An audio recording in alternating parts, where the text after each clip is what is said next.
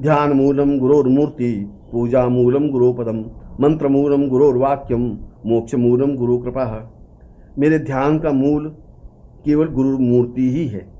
मैं जब भी ध्यान करूं, मेरे सामने और किसी देवता का चित्र नहीं आना चाहिए। मैं केवल ध्यान करूं तो केवल गुरु का चित्र ही मेरी आंखों के सामने उपस्थित हो। मैं यदि पूजा करूं तो केवल गुरु के चरणों की ही पूजा करूं। अन्य किसी देवी देवता की मुझे अपने जीवन में आवश्यकता नहीं है। मेरे जीवन का और कोई मंत्र नहीं है। मुझे अन्य किसी प्रकार के मंत्र की साधना करने की इच्छा नहीं है। गुरु का वाक्य ही मेरे लिए मंत्र है और मेरे लिए मोक्ष केवल गुरु की कृपा से ही संभव है। इसीलिए मेरे जीवन में जो कुछ हैं वे केवल गुरु ही हैं और गुरु के द्वारा ही मैं अपने जीवन की पूर्णता प्राप्त कर सकता हूँ। गुरुरादिरणादिश्च गुरु परम देवतम, गुरु परतरम नास्ति तस्मै श्री गुरुवे नमः। गुरु ही इस विश्व के आदि हैं, गुरु ही इस विश्व के मध्य हैं और गुरु में ही यह विश्व समाया हुआ है। यदि वेद और पुराण को साक्षीभूत मान करके समझा जाए तो यह स्पष्ट है कि गुरु ही परम देवता हैं, गुरु ही जीवन की पूर्णता है। गुरु से बढ़कर अन्य किसी प्रकार की साधना या सिद्धि, देवता या यक्ष, पितर या सेवक कुछ नहीं हो सकते। इसलिए मैं पूर्णता के साथ भगवान श्री गुरु को प्रणाम करता हूँ।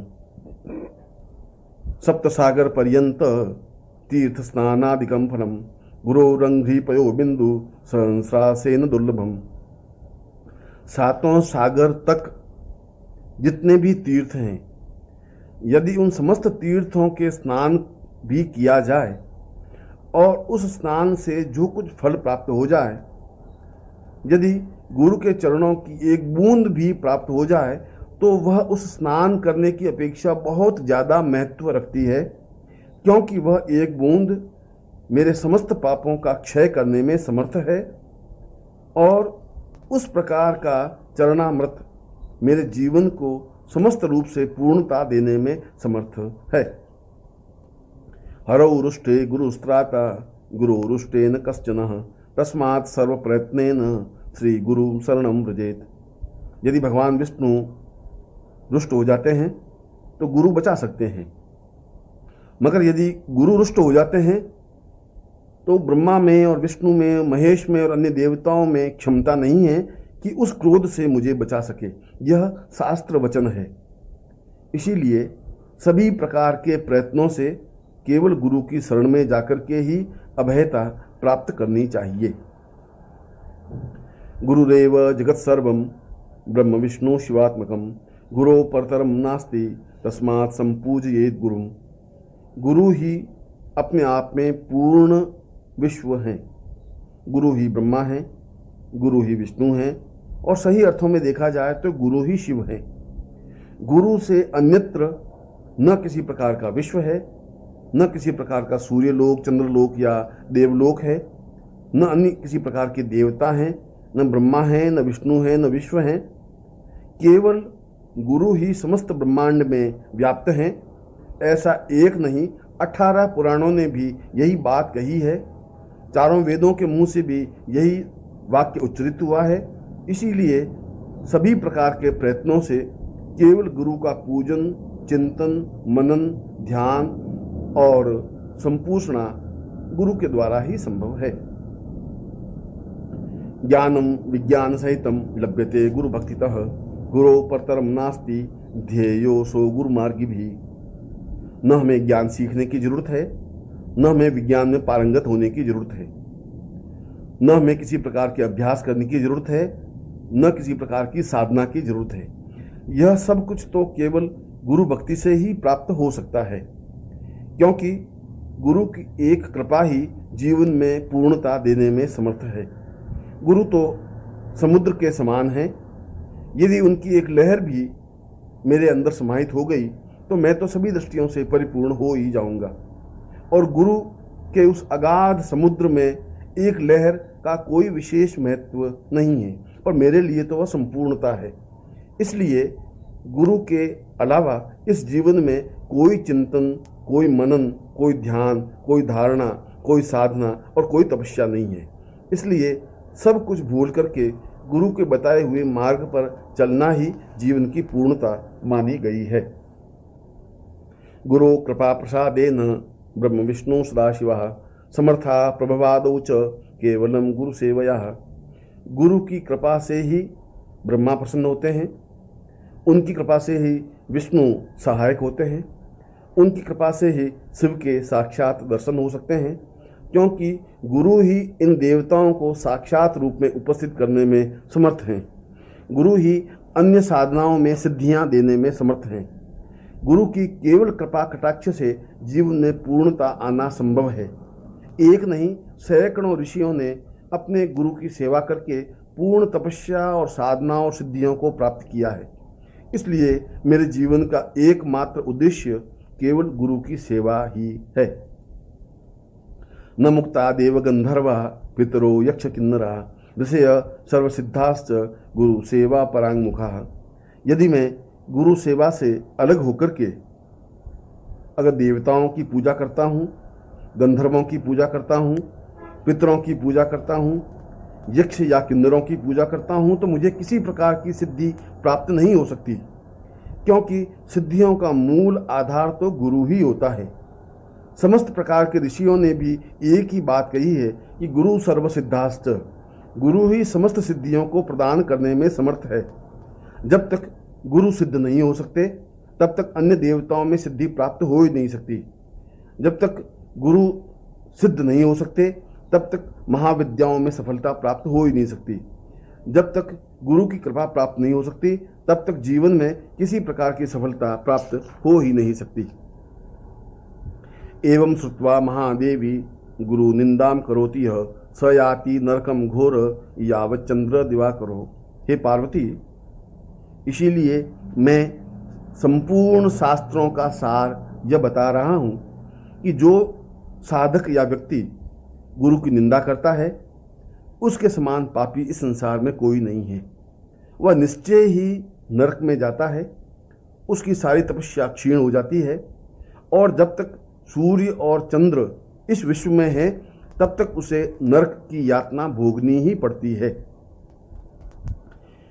गुरु दर्शित मार्गेण मन शुद्धिम तु कार्येत अनित्यम खंडयेत सर्व यत्किंचादात्म गोचरम। इसलिए गुरु के बताए हुए मार्ग पर ही चलना श्रेयस्कर है। मन की शुद्धि केवल गुरु की कृपा से ही संभव है। पूर्ण सिद्धि केवल गुरु मंत्र जाप करने से ही सफलता और सिद्धि प्राप्त हो सकती है। जो कुछ दिखाई देता है, जो कुछ दिखाई नहीं देता है, जो कोई देवता हैं, जो कुछ जीवन में गोचर और अगोचर हैं, उन समस्त गोचर अगोचर को सिद्धि और सफलता प्राप्त करने के मूल में केवल गुरु ही हैं। यावत् कल्पांतको देह तावदेव गुरु स्मरेत गुरुलोपो न कर्तव्य स्वच्छंदो यदि वा भवेत। यदि कहीं पर गुरु की निंदा हो रही हो और ऐसे शब्द कान में गिरते हैं तो वह पूर्ण पापी की संज्ञा प्राप्त करता है। जो मुंह से जाने अनजाने भी गुरु की निंदा करता है उसके समान इस संसार में कोई अधर्मी और पापी नहीं हो सकता। जो गुरु को भूल जाता है वह एक प्रकार से अपने जीवन को अंधकार में धकेल देता है। इसीलिए समस्त प्रकार से प्रयत्न करके गुरु के चरणों में रहने और गुरु की आज्ञा का पालन करने में ही जीवन की पूर्णता और श्रेष्ठता है। मंत्र राज मिदम देवी गुरु ऋतक्षरद्वयम स्मृति वेदार्थ वाक्येन गुरु साक्षात परम पदम। हे देवी पार्वती, केवल ये दो अक्षर ही समस्त संसार को चलाने वाले हैं, जिसको गुरु कहा गया है, क्योंकि ये दोनों अक्षर समस्त प्रकार के अंधकार को समाप्त करने में समर्थ हैं, क्योंकि ये दो अक्षर जीवन की पूर्णता देने में समर्थ हैं। ये केवल दो अक्षर ही नहीं है, देखा जाए तो ये मंत्रों के भी महामंत्र और मंत्र राज हैं। स्मृति, वेद, वाक्य और पुराण एक ही बात को बार बार कहते हैं कि गुरु के अलावा जीवन में न कोई मंत्र है, न कोई तंत्र है, न कोई योग है, न कोई दर्शन है, न कोई व्याख्या है, न कोई मीमांसा है। जो कुछ है वह अपने आप में गुरु मंत्र ही है। इसलिए पार्वती, तुम सब कुछ छोड़ करके गुरु मंत्र का ही जप करो। न गुरोरधिकम न गुरोरधिकम न गुरोरधिकम न गुरोरधिकम। शिव शासनतः शिव शासनतः शिव शासनतः शिव शासनतः। गुरु से अधिक कुछ नहीं हो सकता, गुरु से अधिक कुछ है ही नहीं। गुरु से अधिक कोई ज्ञान या वैराग्य नहीं है, गुरु से अधिक कोई सौभाग्य और संपदा नहीं है। इसलिए तुम अगर जीवन में कल्याण चाहती हो तो गुरु आज्ञा ही आवश्यक है। यदि जीवन में तुम पूर्णता चाहती हो तो गुरु की सेवा करना ही सफलता है। यदि तुम जीवन में इष्ट के दर्शन करना चाहती हो तो केवल गुरु की आराधना ही आवश्यक है। और यदि तुम मुझे प्रिय होना चाहती हो तो एक ही उपाय है कि तुम गुरु की साधना करो। प्रातः शीर्षि शुक्लाब्जे द्विनेत्रम द्विभुजम गुरुम वराभयुतम शांतम स्मरेतम नाम पूर्वकम। प्रातः उठ करके स्नान करके जो अपने गुरु को स्मरण करता है, यदि उसका सौभाग्य है और गुरु साक्षात रूप में उसके सामने उपस्थित है तो वह उसके चरणों को स्पर्श करता है। यदि गुरु सदेह सामने उपस्थित नहीं हो तो उनके सामने भक्तिभाव से दंडवत प्रणाम करता है। वह समस्त प्रकार के भय से दूर हो जाता है, उसे किसी प्रकार का कोई तनाव नहीं रहता, उसके जीवन में किसी प्रकार का कोई दुख नहीं रहता। और जो नित्य गुरु मंत्र की एक माला मंत्र जप करता है उसे जीवन में सभी प्रकार से पूर्णता प्राप्त होती ही है। आनंदमानंद करम प्रसन्नम ज्ञान स्वरूपम निज बोध युक्तम योगींद्र मीडियम भवरोग वैद्यम श्रीमद गुरुम नित्यमहम नमामि। जो नित्य आनंद देने वाले हैं, जो मुझे जीवन में तनाव रहित करके जीवन की पूर्णता देने वाले हैं, जो मेरे जीवन में ज्ञान का प्रकाशित करने वाले हैं, जो मुझे साधनाओं में सफलता देने में समर्थ हैं, जो मुझे योगी के समकक्ष ले जाने में समर्थ हैं, जो इस मानव देह को देह और देह ही नहीं देवता बनाने में समर्थ है, जो मेरे समस्त प्रकार के रोग हैं उनको दूर करने में समर्थ हैं, ऐसे गुरु को मैं नित्य भक्ति भाव से प्रणाम करता हूँ। नित्यम ब्रह्म निराकारम निर्गुणम बोधयेत परम सर्व ब्रह्म निराभासम दीपो दीपांतरम यथा। जिस प्रकार से एक दीपक से दूसरे दीपक को जलाया जा सकता है, उसी प्रकार से केवल गुरु के पास बैठे रहने से ही अपने हृदय में दीपक का प्रकाश प्रारंभ हो जाता है, जिसको ज्ञान का प्रकाश कहा जाता है, जिसको ब्रह्म का प्रकाश कहा जाता है। उससे मन की समस्त प्रकार की चिंताएं दूर हो जाती हैं, मन के समस्त प्रकार के भ्रम समाप्त हो जाते हैं, समस्त प्रकार के जीवन की न्यूनताएं समाप्त हो जाती हैं और नेत्रों में ब्रह्म और गुरु के अलावा और किसी प्रकार का बोध नहीं रहता। इसलिए गुरु ही ब्रह्म है और गुरु सर्वत्र ब्रह्ममय हैं। गुरु कृपा प्रसादेन आत्मा रामम निरीक्षेत अनेन गुरु मार्गेण स्वात्मज्ञानम प्रवर्तते है। गुरु की कृपा से ही समस्त सिद्धियों में पूर्णता प्राप्त होती है, यह वेदों ने बार बार कहा है।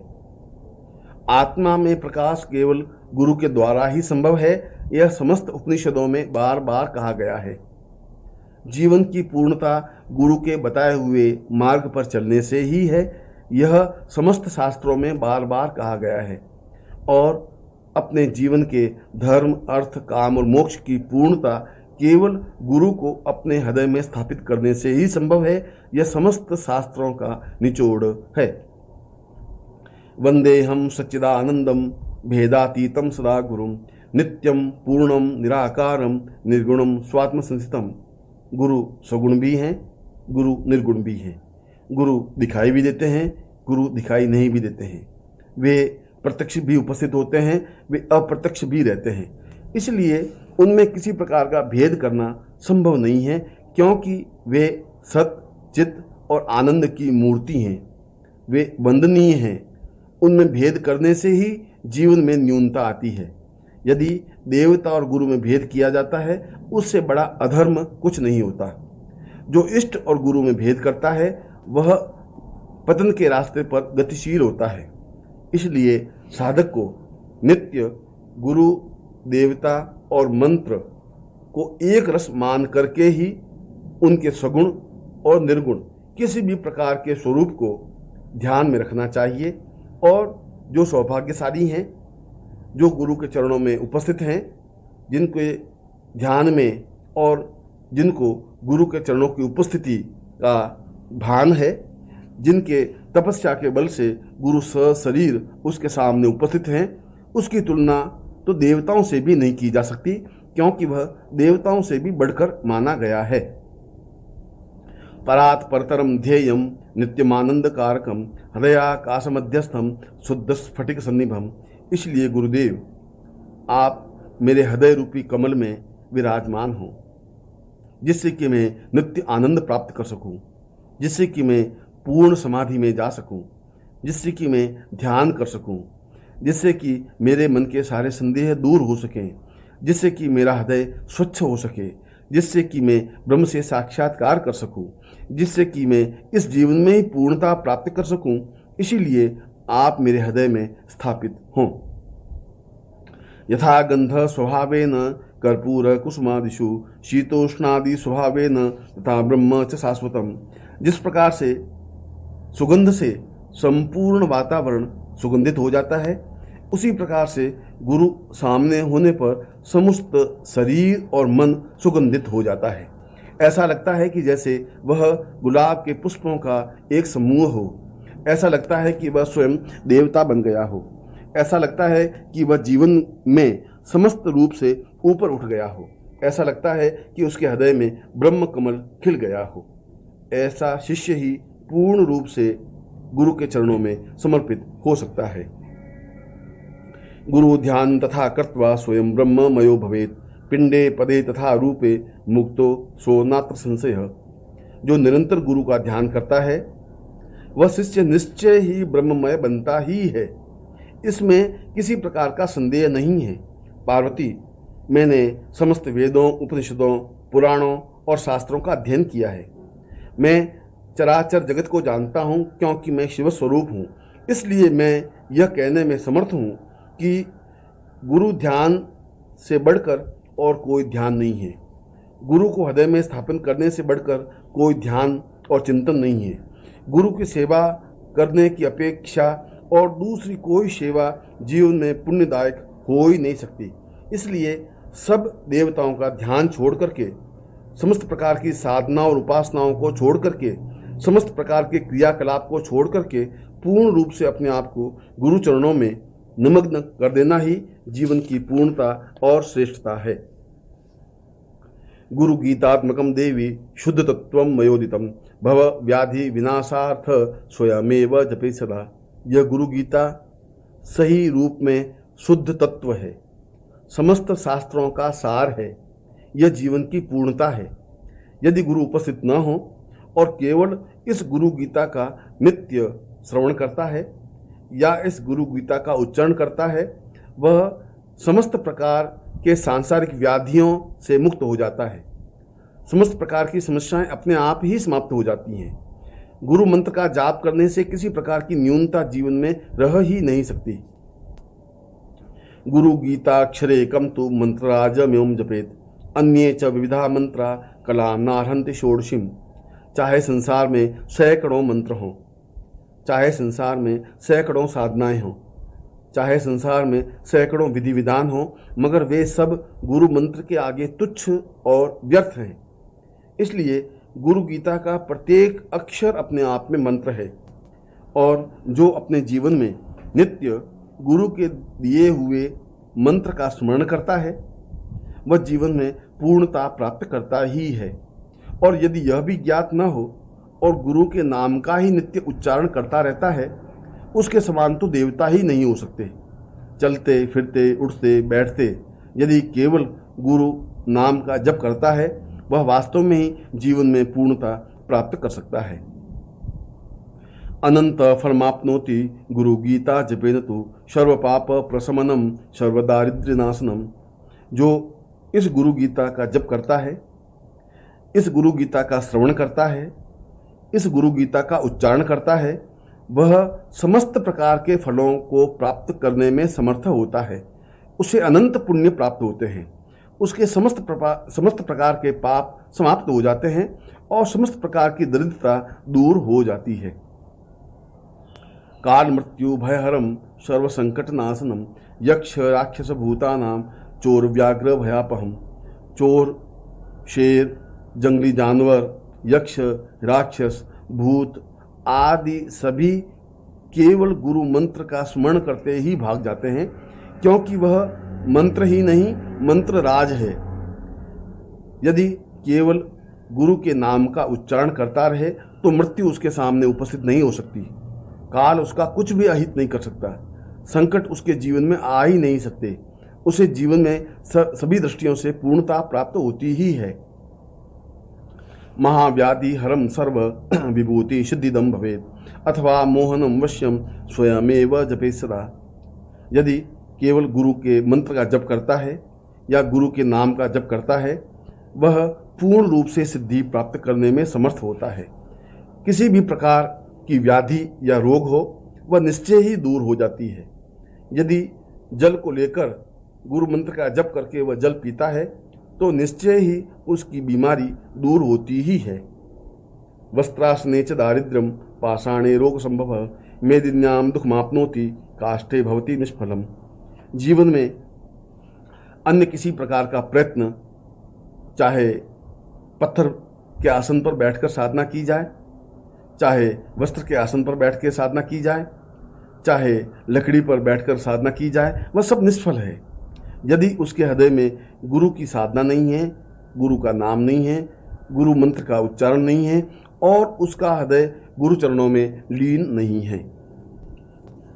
उत्तरे शांति कामास्तु वश्ये पूर्व मुखो जपेत दक्षिणे मारणम प्रोक्तम पश्चिमे च धनागम। जीवन में चाहे साधक उत्तर की ओर बैठ करके साधना करे या दक्षिण की ओर बैठ करके साधना करे, दिशाओं का जीवन में कोई महत्व नहीं है। महत्व है तो जीवन में पूर्ण शांति और समृद्धि का।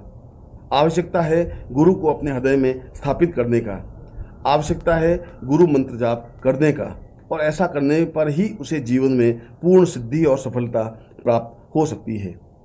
आयुरारोग ऐश्वर्य पुत्र पौत्र प्रवर्धनम अकामतः स्त्री विधवा जपान मोक्षमाप्नुयात्। जो गुरु मंत्र जाप करता है उसकी आयु वृद्धि होती है, उसे आरोग्य प्राप्ति होती है, उसे ऐश्वर्य प्राप्ति होती है, उसे पुत्र पौत्र का लाभ मिलता है, और ऐसी स्त्री अपने जीवन में कभी विधवा नहीं होती।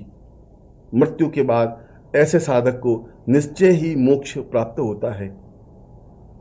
असिद्धम साधयेत कार्यम नवग्रह भयापहम दुष्स्वप्न नाशनम चैव सुस्वप्न फलदायकम।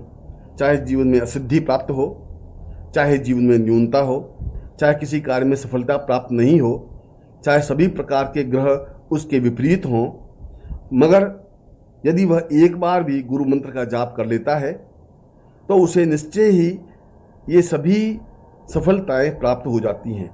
जिस प्रकार से स्वप्न समाप्त होने पर जीवन में प्रसन्नता प्राप्त होती है, उसी प्रकार से गुरु मंत्र जाप करने पर उसे जीवन में पूर्णता और सफलता प्राप्त होती ही है। कामितस्य कामधेनु कल्पना कल्पपादपः चिंतामणिश्चिंतितस्य सर्वमंगल कारकम। इसीलिए हे पार्वती, गुरु मंत्र कामधेनु के समान है जो समस्त कामनाओं की पूर्ति करने में समर्थ है। वह कल्पवृक्ष के समान है जो मन में जो भी इच्छा की जाए उस इच्छाओं की पूर्ति करने में समर्थ है। वह चिंतामणि के समान है जिससे और उस गुरु मंत्र को जप करने से समस्त प्रकार की सफलताएं प्राप्त होती हैं, क्योंकि गुरु मंत्र ही समस्त प्रकार से मंगलदायक है। मोक्ष हेतु जपे नित्यम मोक्ष श्री मवाप्नुयात् भोग कामो जपे द्यो वै तस्य काम फलप्रदम। यदि साधक भोग की इच्छा करता है तो उसकी भोग की इच्छा पूर्ति होती है। यदि वह काम की इच्छा करता है तो काम प्राप्ति संभव होती है। यदि वह मोक्ष की इच्छा करता है तो मोक्ष प्राप्ति प्राप्त होती है। उसके जीवन की जो भी इच्छाएं होती हैं वे समस्त इच्छाएं केवल गुरु मंत्र जाप करने से पूर्ण होती ही है। संसार मरनाशार्थ भवपाश निवृत्तये गुरु गीतांभसी स्नानम तत्वज्ञ कुरुते सदा। संसार के अज्ञान और दुख को दूर करने के लिए इस गुरु गीता की रचना की गई है। संसार के बंधनों से मुक्ति प्राप्त करने के लिए इस गुरु गीता की उपासना की गई है। इसलिए हे पार्वती, जो साधक नित्य एक बार गुरु गीता का श्रवण, चिंतन या पाठ करता है उसे जीवन में किसी प्रकार की कोई कमी या न्यूनता नहीं रहती। स एव च गुरु साक्षात् सदा सद्ब्रह्म वित्तमः तस्य स्थानानि सर्वाणि पवित्राणानि संशयः। इसलिए जीवन में गुरु ही पूर्णता देने में समर्थ हैं। वे ही सद्गुरु हैं, वे ही ब्रह्म हैं, वे ही हृदय में बिठाने के लायक हैं, वे सर्वत्र व्यापक हैं। इसलिए किसी भी स्थान पर, किसी भी रूप में, किसी भी प्रकार से जो गुरु को स्मरण करता है उसे जीवन में सभी प्रकार से पूर्णता प्राप्त हो जाती है। अनेन प्राणिनः सर्वे गुरु गीता जपेन तु सर्वसिद्धि प्राप्नुवान्ति भुक्ति मुक्ति न संशयः। इसलिए जीवन में जो गुरु गीता का जप करता है उसे समस्त प्रकार की सिद्धि प्राप्त होती है, उसे भुक्ति और मुक्ति प्राप्त होती है और वह निश्चय ही गुरु का प्रिय बनने में समर्थ हो पाता है। सत्यम सत्यम पुनः सत्यम धर्म्यम सांख्यम मयोदितम गुरु गीता समम नास्ति सत्यम सत्यम वरानने। हे पार्वती, मैं सत्य कहता हूँ, फिर सत्य कहता हूँ और पूर्ण रूप से सत्य कहता हूँ कि धर्म और सांख्य, शास्त्र और दर्शन, मीमांसा और पुराण, समस्त शास्त्रों का एक ही निचोड़ है कि गुरु गीता के समान अन्य कोई पुस्तक नहीं है, गुरु मंत्र के समान अन्य कोई मंत्र नहीं है और गुरु के पास बैठने के समान अन्य कोई साधना नहीं है। एको देव एक धर्म एक निष्ठा परम तपम गुरो परतरम नान्य नास्ति तत्वम गुरो परम। इसलिए जीवन में एक ही देवता है, एक ही धर्म है, एक ही निष्ठा है, एक ही तपस्या है कि वह सब कुछ गुरु ही है। गुरु के अलावा जीवन में कुछ भी उचित अनुकूल नहीं है। इसीलिए साधक को सब कुछ छोड़ करके तत्व ज्ञान प्राप्त करना चाहिए और वह तत्व ज्ञान गुरु की प्राप्ति, गुरु की सेवा और गुरु में अपने आप को पूर्ण रूप से विसर्जित कर देना है। माता धन्या पिता धन्यो धन्यो वंश कुलम तथा धन्या च वसुधा देवी गुरु भक्ति सुदुर्लभा। वह माता धन्य है जिसका पुत्र गुरु चरणों में लीन है, वह पिता धन्य है जिसका पुत्र गुरु सेवा में है, वह वंश धन्य है जिसका बालक गुरु के पास उपस्थित है, वह कुल धन्य है जिसका बालक गुरु के प्रसन्नता में अपनी प्रसन्नता अनुभव करता है, वह पृथ्वी धन्य है जहाँ ऐसे श्रेष्ठ शिष्य पैदा होते हैं, क्योंकि सभी प्रकार से दुर्लभ साधना या पूजा, भक्ति या भाव केवल गुरु ही होती है। इसलिए प्रत्येक प्रकार से गुरु भक्ति ही करनी चाहिए। शरीरम इंद्रियम प्राणश्चार्थ स्वजन बांधवा माता पिता कुलम देवी गुरुरेव न संशय। इसलिए शिष्य को चाहिए कि न वह माता का ध्यान करे, न पिता का ध्यान करे, न कुल देवी का ध्यान करे, न धर्म का ध्यान करे, न किसी प्रकार का शास्त्र पढ़े, न पुराण पढ़े। उसे अन्य किसी प्रकार का कुछ करने की जरूरत ही नहीं है। उसे तो गुरु के चरणों में उपस्थित होकर के उसकी कृपा प्राप्त करना ही पूर्णता है। और जो शिष्य ऐसा कर लेता है वह समस्त शास्त्रों में पारंगत होकर के पूर्ण मोक्ष प्राप्त करने में समर्थ हो पाता है। आकल्प जन्ना कोट्या जप व्रत तप क्रिया तत्सर्वम सफलम देवी गुरु संतोष मात्रतः। हम जीवन में जितने भी व्रत, उपवास, जप, तप, व्रत, क्रिया करें वे सभी तभी सफलता दे सकते हैं जब गुरु संतोष प्राप्त करता है।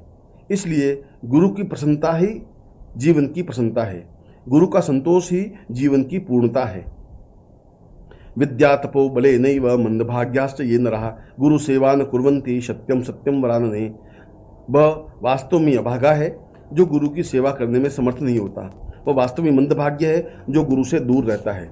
इसीलिए सभी प्रकार से अपने जीवन में गुरु को ही ध्यान और मनन, चिंतन और देना चाहिए और हमेशा एक ही चिंतन, एक ही विचार, एक ही मनन करना चाहिए कि तुमेव माता च पिता तुमेव बंधुश्च तुम सखा तुमेव विद्या द्रविणम तुमेव सर्वम मम देव देव।